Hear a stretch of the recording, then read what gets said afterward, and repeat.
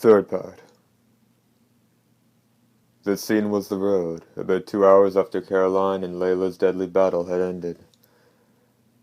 Knifing its way through the wind at a speed of 25 miles per hour, the bus came to a sudden stop when something was spotted up ahead. "What is it?"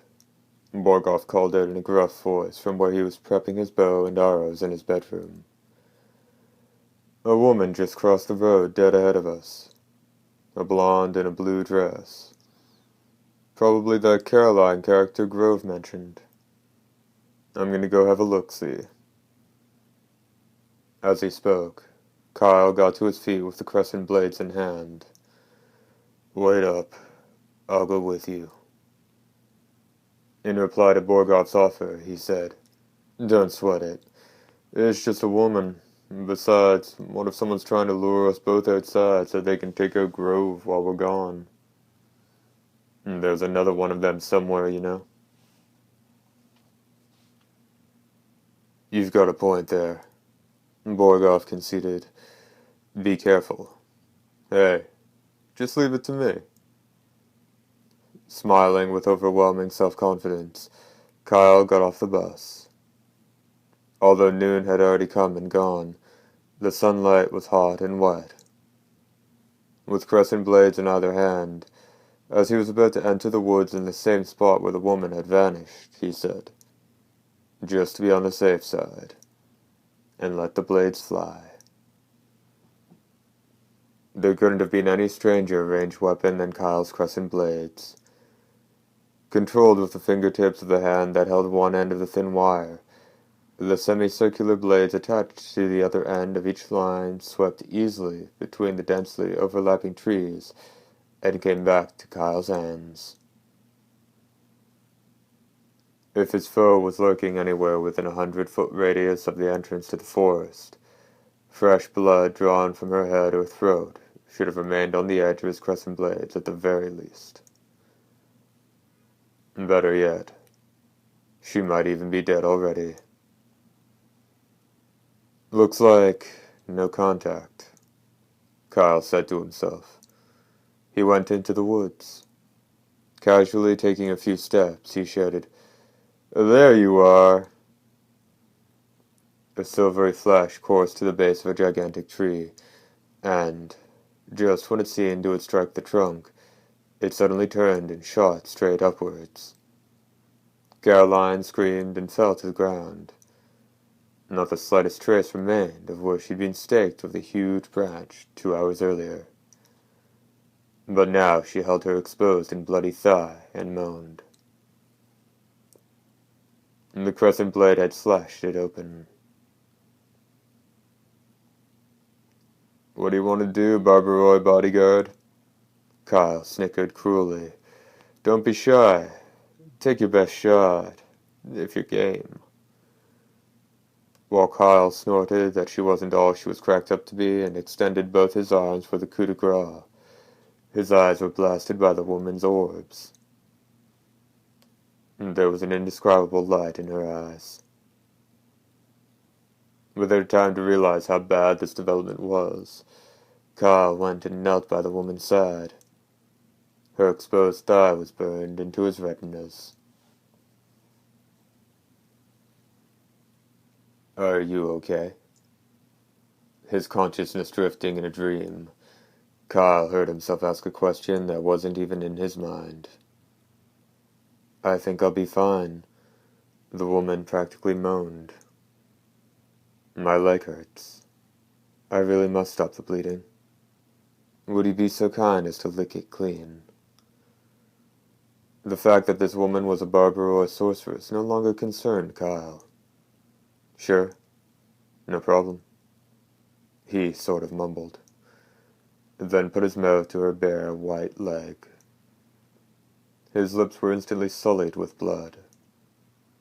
Licking the outside clean, when he worked his way to her inner thigh, the woman began panting in earnest and wrapped her other leg around Kyle's waist. Kyle's blood-tinted lips pressed in even further.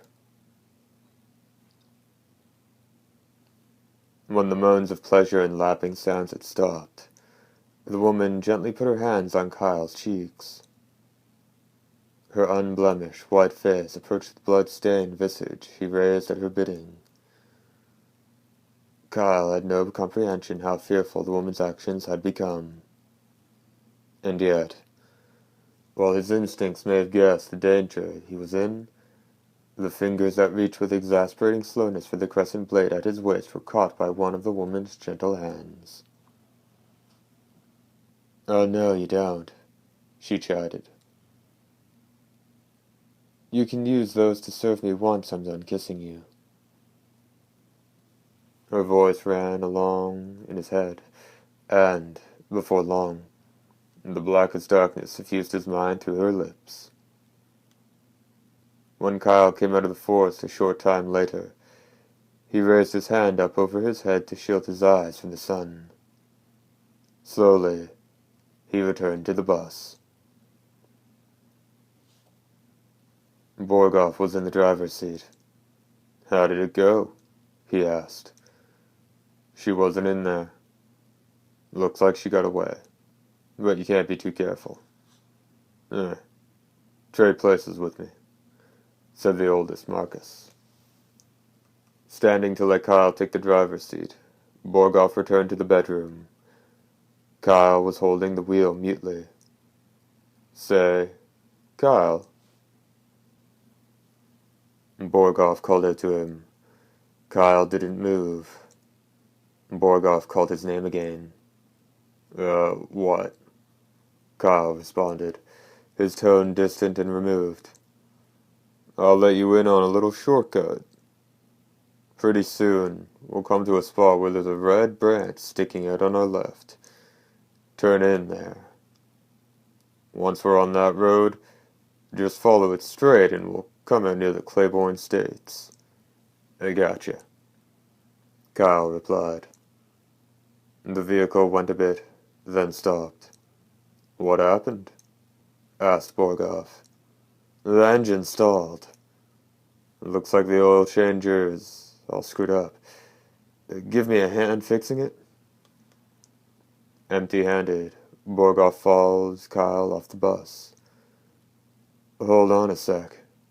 I'll scoot around first," said Kyle, moving to the front of the vehicle and out of Borgoff's line of sight.